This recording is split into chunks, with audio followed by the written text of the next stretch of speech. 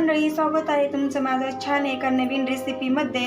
रोज रोज नाश्त्याला तेच प्रकार खाऊन जर कंटाळा आला असेल तर पोह्यापासून छान असं खमंग मी इथं थालीपीठ बनवून दाखवणार आहे।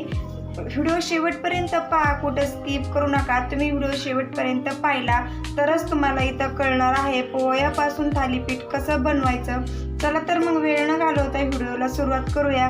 मी ह्या वाटीने 1.5 वाटी पोहे घेतलेले आहेत। तुम्हाला जर जास्त थालीपीठ बनवायचं असेल पोह्यापासून तर तुम्ही पोहे जास्त पण घेऊ शकता। आता हे पोहे आपल्याला छान भिजवून घ्यायचे आहेत। पोह्यामध्ये पाणी टाकल्याच्या नंतर आपल्याला 1 मिनिट पोहे भिजून द्यायचे आहेत। पोहे आपले इथं छान भिजले ना तरच आपलं इथं थालीपीठ छान होणार आहे। त्यामुळे आता मी 1 मिनिट पोहे भिजून घेणार आहे।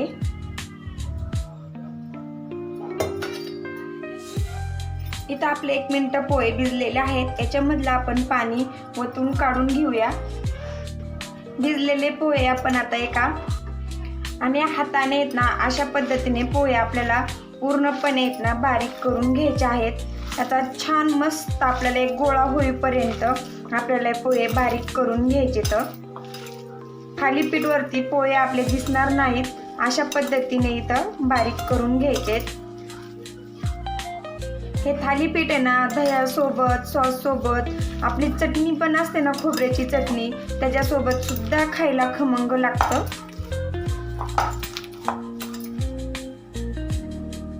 इथं पोहे आपले बारीक करून झालेले आहेत। छान मस्त असा गोळा पण तयार झालेला आहे। ज्या वाटीने पोहे घेतले होते त्याच वाटीने 1 वाटी गव्हाचं पीठ घ्यायचं आहे। गव्हाचं पीठ चाळून घ्यायचं आहे। आणि मी पोहे खायचे 2 चमचे बेसन पीठ घेतलेलं आहे। थोडेसे जिरे टाकायचे, 1 चमचा धना पावडर, मी हिरवी मिरची कट करून घालणार आहे, अर्धा चमचा लाल तिखट, अर्धा चमचा घातलेला आहे लाल तिखट, थोडीशी हिरवी मिरची घ्यायची कट करून, मीडियम साईजचा 1 कांदा कट करून घेतलेला आहे, बारीक कट करून घ्यायचा कांदा, आणि छोट्या आकाराचा 1 टोमॅटो, चवीपुरतं मीठ घालून घेऊया, थोडीशी हळद, भरपूर अशी कट करून घेतलेली कोथिंबीर। थालीपीठ असेल ना तर कोथिंबीर जास्त घालायची, खूप छान लागते कोथिंबीरीने। मी इथं थोडासा लसूण घेतलाय, आबडधोबड चिचूनच घेतलेला आहे। आणि हे छान आता मिक्स करून घ्यायचं। याच्यामध्ये ना आता छान मिक्स करून घेतलेला आहे। आणि आपल्याला आता थोडं थोडं पाणी घालून आहे ना छान मस्त असा याचा गोल गोळा तयार करून घ्यायचा आहे। आपल्याला एकखटी पाणी घालायचं नाही। मस्त असा आपला इथं गोळा तयार झालेला आहे। आपण ना आता 1, 2, 3 मिनिटं आहेत ना छान थोडंसं भिजून देऊया। भिजल्याच्या नंतर आहे ना थालीपीठ आहे ना आपलं इझिली पलटल्या पण जातं छान। मी इथं ठेवलेला आहे पॅन गरम करायला। आपलं 2-3 मिनिटं पीठ सुद्धा छान भिजलेलं आहे। अशा पद्धतीने भरपूर तेल टाकून घ्यायचं। तेलाचा वापर थोडासा जास्त करायचा। ते पांगून घ्यायचं छान व्यवस्थित तेल। आपल्याला जेवढ्या आकाराचा पराठा थापून घ्यायचा आहे ना तेवढ्याच आकाराचा असं गोल तेल लावून घ्यायचं।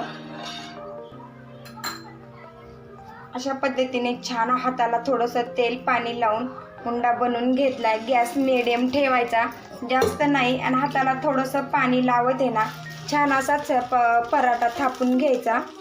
थालीपीठ, सॉरी मी पराठा म्हटले।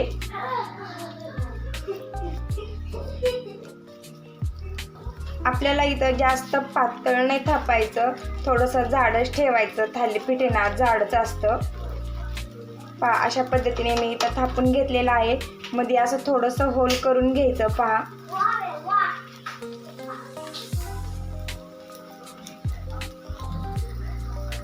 झाकण ठेवून घेऊया। झाकण ठेवल्यावर काय होतं माहिती आहे का, आपलं थालीपीठ छान वाफरल्या जातं आणि पलटल्या पण पटकन जातं, चिकटत नाही खाली।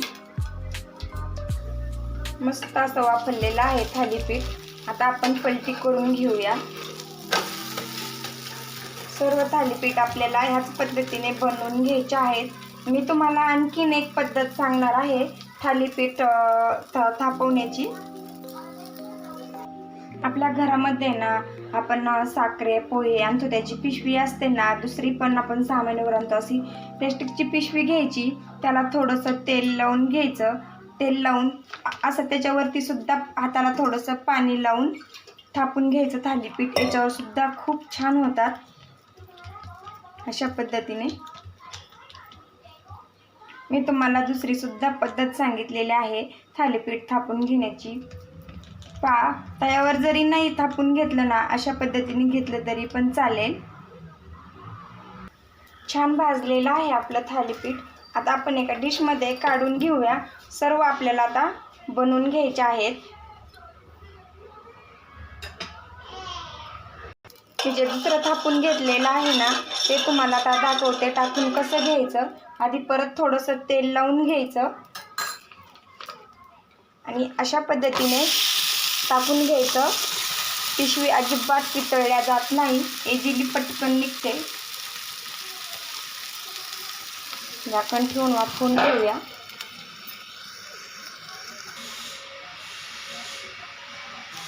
खमंग असे माझे इथं पोह्यापासून आहेत ना थालीपीठ तयार झालेले आहेत। पाहू शकता किती मऊ लुसलुशीत तयार झालेले आहेत। खायला सुद्धा अप्रतिम लागते।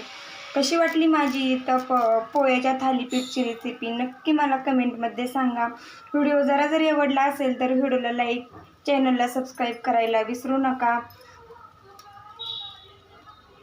कुठल्या शहरातून कुठल्या गावातून बोलताय ते पण मला कमेंटमध्ये सांगा आणि माझ्या थालीपीठची रेसिपी कशी वाटली ते पण मला कमेंटमध्ये सांगा। पुन्हा भेटूया अशाच नवीन रेसिपी सोबत। तोपर्यंत धन्यवाद।